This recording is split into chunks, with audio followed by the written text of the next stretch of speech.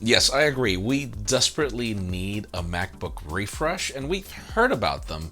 But it seems Apple has some funky ideas. As yes, it looks like the changes won't just be in the display size or the depth of the touch bar. We're just days away from the Galaxy S21 launch. We're already hearing of Samsung's own predictions, sort of. And Sony just launched a $2,500 phone. I know. Talk about wanting to shoot yourself on the foot, but there's actually a story behind it. I'm Jaime Rivera, and yes, can't you just tell when a new batch of t-shirts just arrived? And wait till you see the one I have for tomorrow. This is Pocketnow Daily.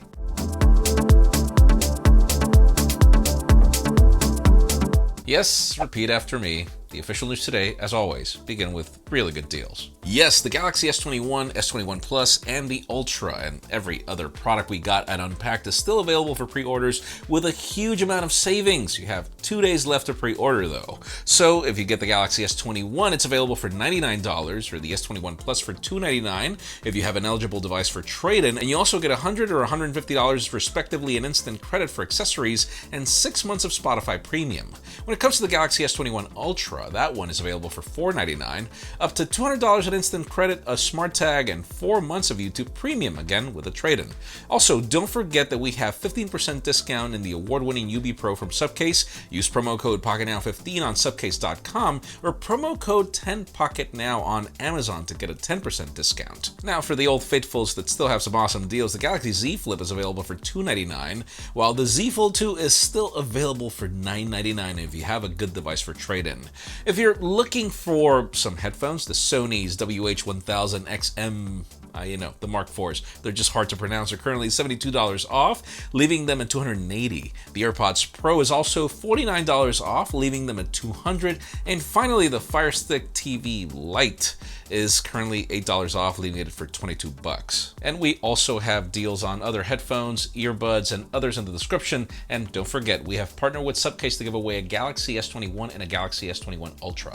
Follow the first link in the description below, enter promo code PocketNowGalaxy. That'll enhance your chances to win. Let's stick to some official crazy news. Tell me in the comments, how much is the most you'd be willing to spend for a smartphone? Because it seems that Sony didn't get the memo. See, we know that a lot of you guys are fans of Sony phones as they pack some pretty neat, should I say niche features. But, well, the Sony Xperia Pro, which was announced nearly a year ago, is finally making its way to the United States in all the mainstream retailers, but sadly not for a mainstream audience. Sure, this is sort of a higher-end variant of the Xperia 1 Mark II with a 6.5-inch 4K HDR OLED display, Sony's typical 21:9 aspect ratio, but for those of you who don't know what makes this phone so special, it's actually that it brings a different build and a dedicated HDMI port at the bottom, in addition to a USB-C charging port. The reason for the HDMI port is that there is a way for you to plug your phone into your camera, obviously a Sony camera, and use it as a viewfinder, in addition to take advantage of 5G to allow you to live stream the footage being captured to platforms like YouTube and Twitch. Now, the reason why I say it's crazy is, well, it packs a Snapdragon 865, 12 gigs of RAM, 512 gigs of storage, and it costs $2,500. So yeah, $2,500 for a camera companion that's also your phone. For that price, that is crazy, but obviously if you were to do the math on a specific capture card for broadcasting, plus the transcoder, yes, I know, that's around $2,500 on their own, so I kind of get it. But listen, I highly recommend you watch Michael Fisher's review, as from a creator's perspective, it's a cool idea, but still not a logical investment. We'll link to that in the description as well. Now, let's move on to the OnePlus 9 series, I guess we should call it, as we continuously get more and more rumors the closer we get. Though I'm not exactly sure I'm excited, and bear with me. So far, we're expecting 3 different phones, the 9, the 9 Pro, and the 9 Lite. For the 9, we're expecting a 6.55-inch display with a flat design and 120Hz refresh rate. It'll be powered by the Qualcomm Snapdragon 888 5G, running Android 11 out of the box.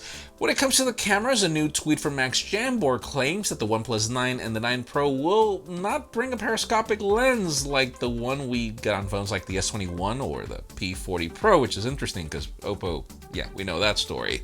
We also have some new screen screenshots of the Android 11 OpenOS beta for the OnePlus 7T, which shows several new camera features which we could be getting in the 9 series. First off, tilt shift mode, which allows you to take scenes that appear much smaller than they really are. Next up, we have Stardust, which lets you point the camera to a bright light source, like the sun, and it lets you see an actual star shape and not just a dot. I know. Finally, you also get a moon mode to capture night shots with the OnePlus 9 series, though there's no periscopic lens, so I know it's kind of weird, but apparently other features that might make the cut include hyperlapse and focus peaking. We'll see how the rumors evolve, obviously, if we're getting these 3 phones in addition to other accessories as part of the rumors. Now, how about if we talk Samsung? I mean, the company had a very interesting, though rocky year in 2020 for obvious reasons. I mean, they launched their Galaxy S20 series that was its most expensive ever. Then the pandemic hit, then so many things. So we already get to hear what the company's expectations are for 2021, and I don't know, it's interesting. This year, the company is being extremely aggressive with those pre-order deals and the better price tag for a much better phone, but it looks like they don't want to get their hopes too high. According to a new report, Samsung is estimating a total of 26 million Galaxy S21 flagships sold by the end of 2021, which is on par with what the Galaxy S20 series sold last year. For context, Sammy was originally expecting 35 million units shipped, but well, only 26 million were sold in 2020. Now, what's interesting is that apparently the main driver this year will be the regular Galaxy S21 with 10 million units. Watch my review on that, and then both the Galaxy S21 Plus and the S21 Ultra, which that review's coming soon, is expected to sell 8 million units each.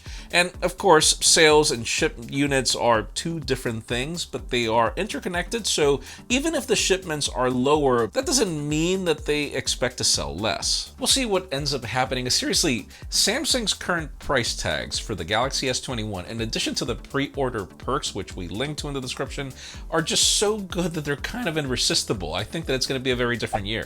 And finally, for the hottest news today, let's talk Apple. I mean, the company has been crazy aggressive all throughout 2020, even with everything that's happened with the pandemic. And, well, we've been hearing that there's a refresh coming to MacBooks, but apparently it's a little more interesting than we thought, or at least we assume that it's going to be for this year's lineup. Focusing on the new MacBook Pros, Apple just filed a new patent titled Titanium Parts Having a Blasted Surface Texture. This patent explains that the anodized aluminum used in current MacBooks and iPads is not as hard or durable as titanium. And well, science agrees, and so does Jerry Everything. The problem with titanium is that it's difficult to etch, so it's often described as aesthetically unattractive. I mean, if you remember back in 2001, the PowerBook G4, which preceded the MacBook Pro, actually had a titanium variant.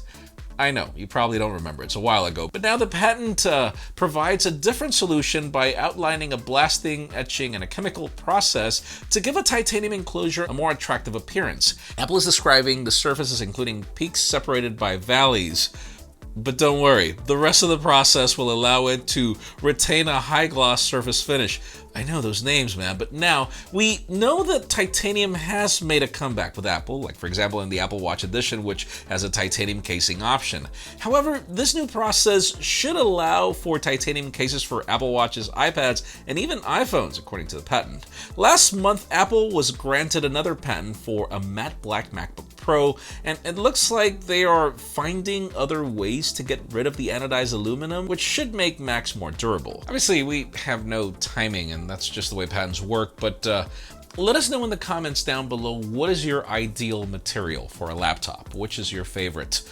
Because in my case, I'll admit, like, I've tried everything. Plastic, carbon fiber on the Dells, those didn't age well. I've learned over time that aluminum is actually not a bad material. Its biggest problem is I ding my MacBooks a lot, so I do wish we had an option to try something different, but that's just me. Leave us a comment down below, we'd love to know your opinion. And yes, I also tried magnesium on the Surface Books, and that scratch is really ugly.